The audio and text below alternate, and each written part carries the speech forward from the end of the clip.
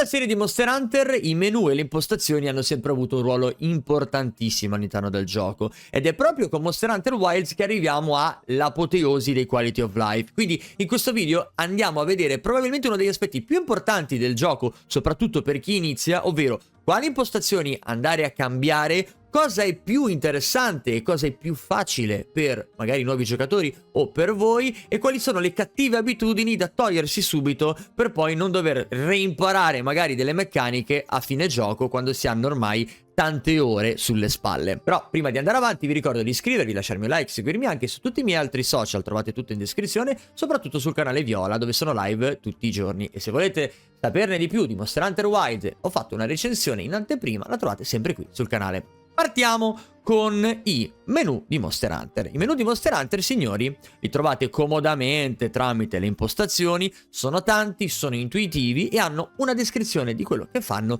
sempre sulla destra, ma alcuni parlano a dei giocatori che dovrebbero più o meno già sapere più o meno molte delle informazioni base e cerco di semplificarveli partendo proprio dal numero danni. Nella prima parte di impostazioni di gioco avremo numeri danni, mostra con numeri decimali oppure nascondi. La questione dei numeri e di come funzionano i danni all'interno di Monster Hunter è un po' complicata quando si cerca di approfondire. Avere semplicemente il numerino, come vedete in questo caso, è un qualcosa di semplice, ma avete già notato che ci sono tre cose diverse, da una barretta rossa i 4 rombetti quando fate un critico, ai numeri che sono gialli, diciamo che ci sono un po' di fattori. Ecco, avere l'opzione con il numero danni, con i numeri interi, è sicuramente una base che io consiglio di mettere a tutti. Questo vi permette di avere, da una parte, una concezione del danno che state andando a fare, tenendo sempre poi in considerazione che ci sono armi che fanno danni sul colpo molto più alti ma sono più lente, e armi che fanno molti più attacchi, quindi tanto più danno per secondo, ma che avranno dei numeri inferiori. Ma, andando avanti poi magari nel gioco, posizionare un mostra valori decimali potrebbe effettivamente aiutare i più esigenti, che magari vogliono quel 0.8 in più, quel danno in più che gli permette di completare o meno la propria build. Quindi io personalmente vi direi numeri interi, ma se poi volete essere molto tecnici un domani, tenere anche i decimali non influisce tanto sulla progressione della vostra avventura, onestamente, aggiunge solo magari elementi a schermo che può dare fastidio. Dimensioni dell'interfaccia, il gioco ci permette di rendere le dimensioni dell'interfaccia più o meno grandi e questa è una decisione puramente estetica vostra. Vedete voi come vi trovate bene, se con magari delle parti di minimappa molto grandi, aree cittadine grandi o semplicemente qualcosa di più piccolo. Io non ho toccato nulla, vi dico la verità, neanche nelle zone della minimappa ho tenuto tutto qua, tranne una cosa, la rotazione della minimappa. La rotazione della minimappa per alcuni può essere fastidiosa, può essere una modalità che in forma dinamica fa perdere l'orientamento a tante persone, mentre altri, come ad esempio me, non hanno alcun tipo di problema. Nel mentre che siete a combattere, vedete la minimappa sulla sinistra che si muove autonomamente e vi dà qualche problema. Ora vabbè, ovviamente qua sta scoppiata l'apocalisse. Personalmente io la tengo dinamica così com'era perché non mi dà troppi problemi, ma ad alcuni può essere una cosa fastidiosa, quindi la potete scegliere su fissa in modo tale che quest'ultima rimane immobile, voi sapete in che direzione andate e non vi serve e non vi confonde, ecco, principalmente quello. Però scelta vostra. Angolazione della minimappa, potete tenere anche l'inclinazione della minimappa, che può darvi piatta, senza inclinazione, oppure una forma tridimensionale. A me piace tridimensionale, sinceramente. È un qualcosa che tengo lì e che trovo carina. Nella sezione adesso barra salute, resistenza, acutezza e salute dei compagni avete la possibilità di avere una barra fissa, cioè mostrare sempre la barra del cacciatore per intero, oppure dinamica che mostra una barra della salute ridotta, che si espanderà completamente solo in risposta ad alcune delle situazioni.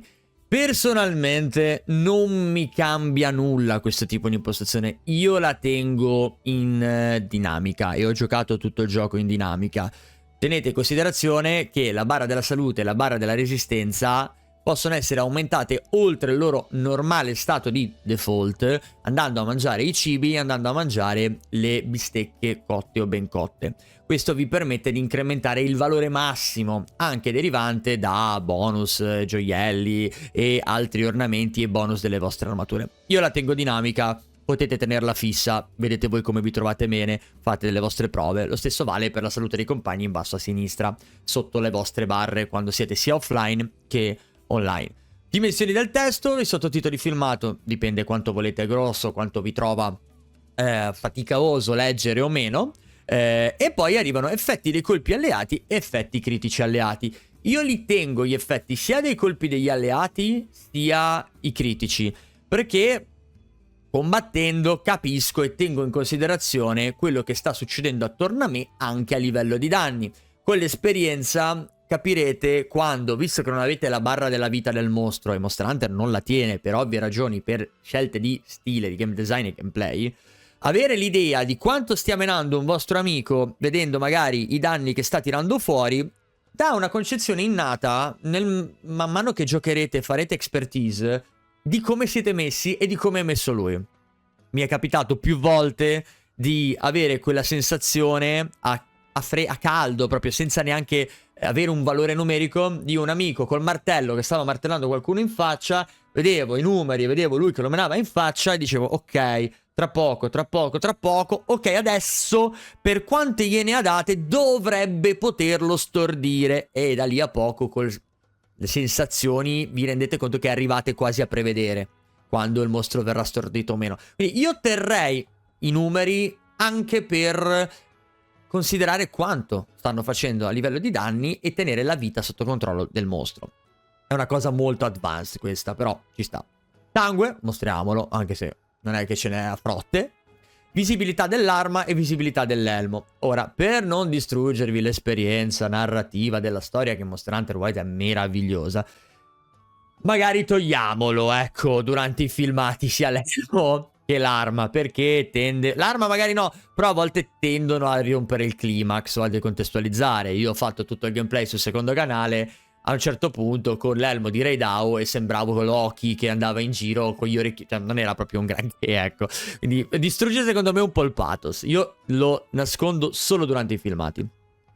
Visibilità del cacciatore oscurata, io la tengo di tipo 1, cioè mostra una sagoma dei contorni bianchi quando il cacciatore è nascosto da un mostro. E ci dà più o meno l'idea di dove siamo. Potete cambiare, se mettere contorni neri, contorni gialli, potete scegliere un pochettino contorni rossi, contorni blu. Io lascio i contorni bianchi, che non mi va a pensare ad altri effetti, ad altre cose che magari possono confondersi con danni elementali elettro, con danni fuoco che hanno il colore magari con i bordini rossi, o i critici o altro, quindi no. Questo è secondo me importantissimo se giocate online o giocate in multi con altri personaggi. Nascondi gli altri secret, specialmente ragazzi se giocate armi a distanza, arco, long, balestra pesante o balestra leggera. Diventate stupidi, perché i secret tendono ad appollaiarsi ai margini dove avete il vostro mirino in posizione tendenzialmente ottimale sulle lunghe distanze, e stanno lì, fermi, a guardarti, e tu c'hai in mezzo i polli mentre stai sparando. Vi assicuro che è un delirio, toglietela subito, nascondeteli. Esplorazione automatica del secret. Questa è una meccanica un po' controversa, nel senso che è utilissima, ne abuserete e arriverete al punto che giocherete praticamente soltanto questa, e tende a essere estremamente utile per quanto mi riguarda. Io la tengo e basta che premo la freccetta sul mio pad su e il secret va direttamente dove deve andare. Il problema è uscire da questa modalità, perché serve una combinazione di tasti. Allora io che cosa ho semplicemente inserito? Che nell'esplorazione del secret e nell'esplorazione del secret nel menu dopo andremo a trovare il modo migliore per levarla. È nel menu dopo, non l'hanno messi insieme. Impostazione cacciatore di supporto. Quali potete fare le cose? Questo è un po' una specie di modificatore di difficoltà volente o nolente che potete mettere. Cioè, farà degli attacchi a reazione? Farà gli scontri di forza? Userà la fionda? Piazza le trappole? Potete dirgli sì o no. Cioè, lì per fare le belle statuine, oppure essere anche attivi. Questo, lo stesso discorso col palico, si può fare all'interno del gameplay e vi aiuta se volete aumentare la difficoltà. Vi sembra che Monster Hunter Wilds sia troppo facile, magari nelle parti di low rank, potete togliere tutto, potete disattivare tutto, potete anche non usarli o potete personalizzarli. Visualizzazione della potenza d'attacco dell'arma. Ora, qua introduce un discorso secondo me un pochettino tecnico in cui non voglio entrare, ovvero tipo di danno, coefficiente di danno, la formula per il quale si conta il danno raw, il danno elementare come viene calcolato, tante cose. Però la base secondo me corretta per capire bene o male in domani, se volete buildare, è tenere la visualizzazione senza il coefficiente. Cos'è la visualizzazione con coefficiente e cos'è senza coefficiente? La descrizione è proprio visualizza la potenza dell'attacco base di un'arma usando un coefficiente unico per ogni tipo di arma. Cioè lui prende le lance, prende le spade, prende i martelli e ci applica un coefficiente e raggruppa una serie di numeri che vanno ad aumentare man mano che voi andate a creare armi più forti. Il tipo di un'arma con potenza di attacco singolo maggiore sono calcolati con un valore maggiore. E lo vedrete perché ad esempio io giro con una lancia con 600 di attacco con visualizzazione con coefficiente. Se lo metto senza coefficiente visualizza la potenza di base di un'arma così com'è. Quindi ciò rende più facile confrontare la potenza di attacco tra diverse armi. Quindi se vedete la mia arma ha attacco 175, la vedete in alto a destra, affinità 15%, attributo 260. Se io la tolgo questa spunta, vedrete che la mia arma ha 402 e non è 175. Preferisco tenere senza coefficiente. Poi raga, io ho giocato anni col coefficiente, non è che muore qualcuno. Ma se siete degli smanettoni, toglietelo e mettete senza coefficiente. Guida e comandi del corno da caccia, qui si apre un mondo per voi pazzi psicopatici, secondo me, ma col cuore grande, che giocano il corno da caccia, perché qua si parla di tutto ciò che è un menu in alto a destra che è effettivamente molto invadente. Perché? Perché quando voi prendete un corno da... vediamo il corno del Kongala, del Kongalala, voi in alto a destra avete... ora qua siamo in addestramento e quindi avremo sicuramente più roba. Avete tutta sta roba. Vi dice tutto. Quindi gli spartiti, quali note dovete fare, con Y è nota bianca, con B è nota blu, con Y e B è nota verde. Fate accumulo, boom, e suonate. Quindi qua ci sarebbe da spiegare come funziona il corno da caccia. Con lo spartito in basso a sinistra sotto la vita. Potete modificarli. Quindi qua è standard, quando è nel fodero e anche gli altri effetti di melodia se il corno da caccia è estratto. Qua invece vi dice, vi nasconde la guida completa standard. Oppure... qua vi dice visualizza la guida comandi standard a prescindere dal fatto che il corno da caccia sia estratto o meno. Quindi, cioè, se voi siete con l'arma non estratta ma rinfoderata, dovreste avere comunque il mega menu. E mostra l'elenco degli effetti delle melodie solo quando tenete LB. Quindi, quando tenete LB, tenuto, premuto. Vedete, io tengo LB premuto e mi appare tutto in alto a destra. Ma se no, prima... non mi appare una fava. Quindi magari io sto combattendo, voglio vedere, tipo io le note ora non le vedo. Oh cavolo, che nota era? Era questa, ok. Lo applicate e lo vedete.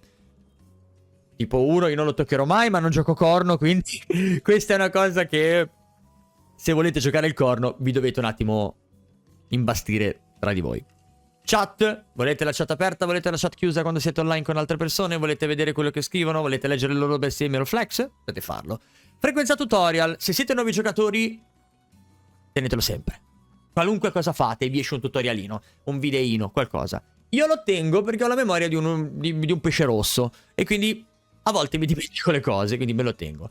Potete ripetuti o non ripetuti, cioè potete dire ripetimi ogni volta che scoppia qualcosa che lo dovrebbe triggerare. Potete anche non farlo. Se mettete frequenza dei tutorial alta, tenete anche ripetuti, così almeno li continuate a vedere, eccetera. Se no, potete togliere, buonanotte. Salvataggio e sincronizzazione della foto, vibrazione del controller e poi visualizza nomi scorciatoie per quanto riguarda il pad.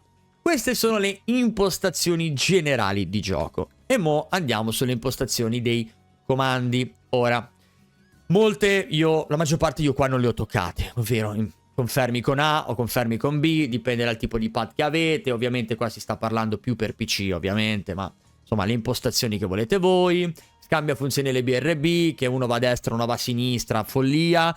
Potete farlo anche per quanto riguarda il cambio del grilletto. Su questo c'è una scuola di pensiero. So che stiamo veramente facendo le pipe ai grilli, però fidatevi, perché so che qualcuno qua...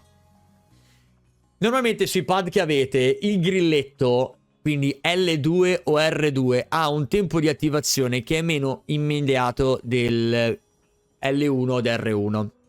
Voi potete cambiare e invertire LB con LT o L1 con L2. Facendo così entrerete in modalità, per esempio, precisione più velocemente. Cioè, se io devo premere il grilletto, se lo facessi con L1 sarei più rapido. Parliamo veramente, ragazzi, di pochi millisecondi. Parliamo di... Però c'è chi lo nota questo. È un'opzione che potete fare. Magari non l'avete mai vista, oppure nessuno vi aveva spiegato a quale utilità potrebbe avere.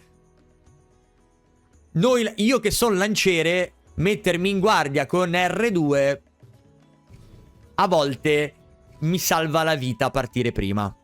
Vi assicuro. Non lo uso perché sono abituato, quindi ho quel minimo di... come si chiama? Ho quel minimo di tolleranza sulla response, che comunque è ottima, Però magari alcuni di voi vorrebbero cambiarlo. Quindi tenete in considerazione che lo potete fare. Potete cambiare comandi direzionali, potete fare i comandi di movimento, potete semplicemente decidere le varie direzioni, promuovere il cacciatore nella direzione in cui è rivolta la telecamera, oppure nella direzione in cui è rivolto il cacciatore. Potete fare una marea di modifiche. Rinfodero automatico. Io tengo il rinfodero automatico. Che cosa vuol dire? Rinfodera l'arma dopo un certo periodo in cui non schivi o attacchi. Dopo un po' che tu non fai niente, lui rinfodera. È ininfluente. L'importante è che la rinfoderi quando gli dico di correre. Però io la tengo così. Poi, ampliamento barra jet estesa, ti mostra tutte le pile o solo la pila selezionata, una roba verticale, ma tenetela così, non è un problema. Comando uso oggetti di tipo 1, di tipo 2, quindi rilascia o premi. Quando voi fate la ruota, ok, quindi fate L1 o LB e muovete l'analogico destro, o premete quando selezionate, oppure rilasciate e lui lo fa. Posso dirvi che io sono abituato col rilascio, ma se avessi io non ho voglia di cambiare, ma forse la pressione a volte è più precisa, perché io a volte do l'input e mollo e a volte non me lo prende. Forse perché sono io che non mollo bene, eccetera. Però ecco, io su questo vi direi di fare dei tentativi, perché forse la pressione, se avete un pad decente, forse è meglio. Vabbè, chat, per aprire la chat start, scorciatoia notifiche importanti, restringi o attiva mappa. Usa i grilletti per restringere o espandere la mappa. Io li uso. Posizione cursore mouse, eccolo qua. Il comando per chiamare il secret. Chiama il secret con pad su o giù, o tramite il menu di scelta rapida. In verità io tengo tipo 1 perché addirittura lo chiami con tutte. Cioè, gli dici destra per cambiare arma, lui arriva e cambia arma. E gli salti addosso automaticamente. Su per andare in direzione. Sinistra, lui arriva e apri le scorte. Io lo uso così. Qua ti dice, oltre ai comandi di tipo 1, chiama il secret con modalità di movimento automatico mentre l'arma è nel folder. Questa roba qua io, raga, non la consiglio. Secondo me è un complicare la vita. Ma vedete voi. Comandi di mira o di precisione, vedete, potete attivare o disattivare. Premi LT per attivare o disattivare la modalità precisione. Io preferisco tenere premuto. Cioè, la pressione mi entra in modalità precisione. Potete fare che soltanto una volta lo schiacciate lui rimane in modalità precisione. Lo rischiacciate, esce dalla modalità precisione. Se mettessi un'opzione del genere per come ho imparato io, muoio dal ciatacabra. Cioè, muoio ogni 3 secondi, perché sarei lì, schiaccio, non mi si toglie. Per me sarebbe follia. Però magari per voi, se iniziate a imparare in quel modo, funziona. Stesso discorso per le armi a distanza. Comando per chiamare il secret l'abbiamo visto. chiama il secret scelta rapida. Puoi chiamare il secret nel menu di scelta rapida in modalità movimento automatico oppure no. Io lo chiamo in movimento manuale, cioè non è che se ti chiamo tu parti. No, ti chiamo perché ti voglio qua. Poi decido io dove andare. È importante perché a volte in combattimento che stai lì, che le stai prendendo, che hai bisogno di portare via le balle velocemente, chiami il secret. O come cazzo si pronuncia? Scusate. Cioè tipo, sono qua, io lo chiamo, vedete? Ora, lui ha uno slancio in cui va. Perché la direzione in cui arriva è fatto bene, lui ha lo slancio. Però poi si ferma. E gli devo dire io dove andare. Se no, se invece non mettete questa opzione, lui arriva e va in modalità movimento automatico verso la direzione che deve andare o continua ad andare. Quindi no. Comandi manuali per il secret? Sì, assolutamente tipo 2. Cioè, non premere niente per mantenere la velocità. Premere B per accelerare, premere T per rallentare. No, io ho messo comandi che se mando l'analogico di sinistra in avanti, lui va indietro, frena, sinistra e destra. Come fosse senza tasti, robe varie. Certo, ho l'acceleratore sull'RT, te lo dice ancora. Però vedete, io lo muovo così. Non ho bisogno di altro, no? Poi vabbè, corsa veloce. Posso schiacciarlo e tenere premuto, no? Posso tenere premuto anche l'analogico. Io preferisco così, ragazzi. Vedete voi, ma secondo me è molto più comodo. Poi vabbè, impostazione tastiera, i layout di tutta la tastiera e icone dei tasti controller. Allora, io qui in teoria dovrei cambiarlo. Perché la mia impostazione del controller, vedete, io ho Y al posto di X. Però non mi cambia, raga, veramente, veramente. Cioè, dovrei tenerlo così. Non mi cambia veramente niente, sinceramente. Non succede nulla. Fa nulla. Che poi non c'entra niente avere Y e X, semplicemente i tasti centrali. Cioè, si va vicino a quello che è controller Xbox, controller pulsanti PlayStation senza i colori, con i colori, oppure pulsanti a babbo. Cioè, vedete voi, nel senso. Altra cosa importante, secondo me. Allora, le velocità delle visuali. Questo potete aumentarle o diminuirle, lui ti dà un valore base. Io le aumento un pelo. Sensibilità della visuale. Qua a vostra discrezione. Ma per la vostra caccia, io direi di impostare una cosa importante, ovvero la distanza, quindi lo zoom. Perché? Perché, come te lo dice lui, guardate. Bello, per l'amor di Dio. Mamma mia, sono sotto, che bello, guarda. Ma non avete la visione d'insieme. So che sembra poco, ma andate contro roba grossa ogni tanto e non capite come si muove dal tendine della zampetta. Per esempio, andare contro lo Jin. Avete visto, c'è anche l'armatura. Cazzo, se lì sei sotto e lui sta muovendo la testa, o magari sei vicino alla zampa, sta muovendo la testa e la sta muovendo nella tua direzione per spararti un cono di ghiaccio, io non la vedo la testa che si muove. Perché? Perché c'ho uno zoom sul mio personaggio troppo stretto. Se io allargo, me ne posso rendere conto? 2 salti in avanti sono salvo. Quindi io subito 10, ma subito. Potete fare anche la distanza laterale, quindi spostare la visuale a destra e a sinistra. Io non la tengo a 1, ma c'è qualcuno che con le armi a distanza si trova bene un po' spostato. A voi. Sapete che però potete farlo. Modifica la velocità di accelerazione per gli input durante il movimento visuale. Qui avete la possibilità di incrementare anche, no? Le zone morte, la zona morta minima, l'inerzia della visuale. Robe da maniaci. Io non le ho mai toccate, ma potete farlo. Potete invertire la traiettoria. Non mi ricordo chi è che era ultimamente che era pazzo della storia. Ah, su Infinity Nikki, che la gente lo voleva, non glielo metteva. Visuale invertita. Qua appunto le velocità visuali, che io aggiungo il tutto un po' più veloce. Oltretutto, ecco, con LT questa deve andare più veloce. con arma estratta questa la devo... Questa ve la consiglio, Questa io ve la consiglio di brutto. Perché? Perché a volte... Ora, è più veloce il reticolo di lui. Però a volte tu sei così, per esempio, e lui si sposta e tu no. Bam. E riesci a essere più rapido. Specialmente se voi state menando, ad esempio, sui punti deboli e questo si sposta. Capito? E questo magari si sposta, avete la possibilità di essere più rapidi. Mi capita tantissimo. Forse, guarda, lo tolgo di uno giusto per andare vicino a lui, ma questo io lo farei, l'ho fatto ora live, ma è una cosa che dovevo fare una vita fa.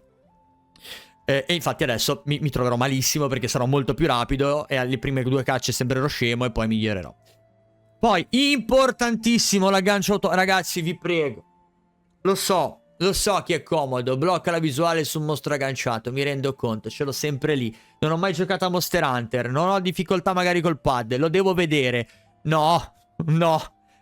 Morite. È uno dei modi migliori per morire. Perché? Perché non avete la visione di insieme. Non bloccate la visuale. La potete fare voi. Potete farlo voi.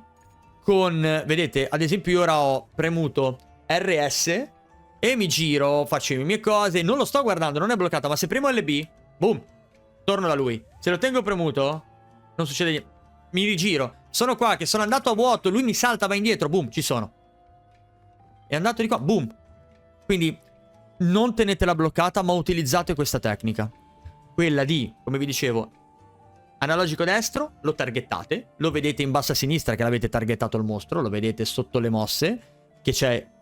Così non lo è, così lo è. Oltretutto vedete anche il suo grado di agitazione. Vabbè, quello che è. Così è bloccato. E quando voglio LB o L1, boom, e ritorno su di lui. Importantissimo. E poi, regolazione visuale terreno. La visuale si è data automaticamente al terreno? No. Visuale non si è data... Non mettetela. A volte c'è bisogno di questo. A volte c'è bisogno di vedere, controllare una cosa al volo. Non adattatela al terreno. Siate liberi, la visuale vi salva la vita in questo gioco, specialmente ai rank, quando andate contro roba grossa, quando cartate o quando avete problemi con dei mostri che magari... Prima cosa guardarli, vedere che cosa fanno e rispondere. E se avete delle limitazioni siete fregati. Quindi più ampio spettro possibile di visuale, più mobilità. Poi...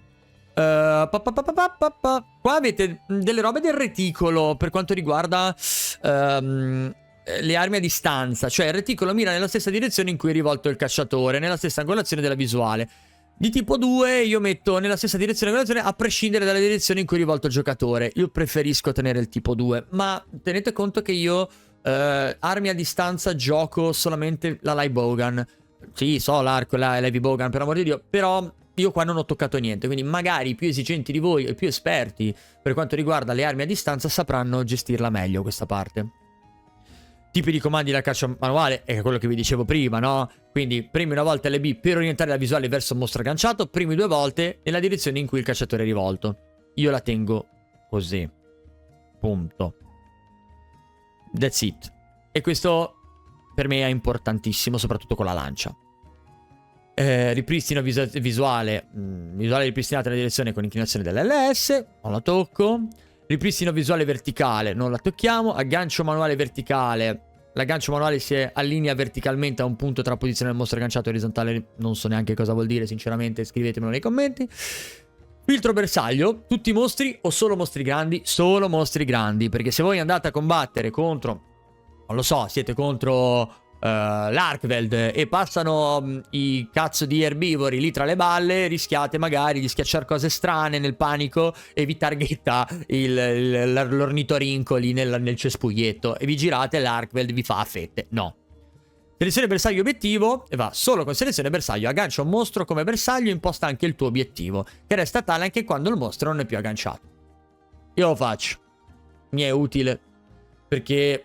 Che cacchio devo cacciare di altro? Potete toglierlo, potete unirli. Selezione un mostro come bersaglio, imposto, rimuovi l'obiettivo. Oppure non unirli. Io questo non l'ho cambiato, sinceramente. Visuale avvistamento mostro attiva o disattivata. Allora, per me la potete tenere attiva perché fa carino la prima volta. Quando lo incontrate parte il nome del titolo del mostro e si zooma. La potete facilmente levare col select. Appena lo partite select, boom, e skippa. Però potete anche disattivarlo, vedete voi. Comandi visuale giroscopica, e qua avete tutto il discorso della visuale giroscopica, eccetera. Ora, impostazioni video, qua è inutile che vi sto a dare delle informazioni perché dipende da cosa. Se siete su Play, bilanciata, qualità, quella roba lì è diversa. Se siete su PC, vedete un po' voi. Nel senso, io ho una 4090, quindi gioco in 2K perché il monitor è da 2K. Finestra senza bordi, wide, sbloccato il frame rate, boom, si gode. Per quanto riguarda l'immagine, allora, io lo uso il generazione di frame e non mi dà fastidio e mi piace un sacco, ma perché ho un'impostazione ultra, tutto al massimo. Ad alcuni potrebbe dare noia. Vedete voi, comunque vedete in alto a destra, vedete il carico della VRAM sulla vostra scheda video.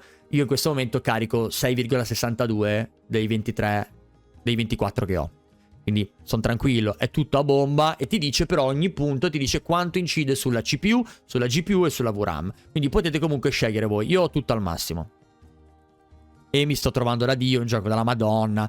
Ho ogni tanto un problema che è derivato da praticamente delle particelle che impazziscono nello schermo e diventano nere.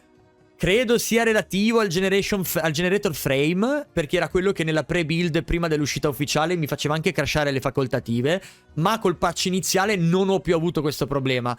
In 12 ore di live ieri tutta la low rank 2 volte mi ha sfarfallato nero, basta. Quindi io lo tengo attivo. Se non volete tenerlo, levatelo tranquillamente. Poi qua appunto il discorso qualità, bilanciato, lì potete vedere prestazioni, poi vedete voi più o meno in generale.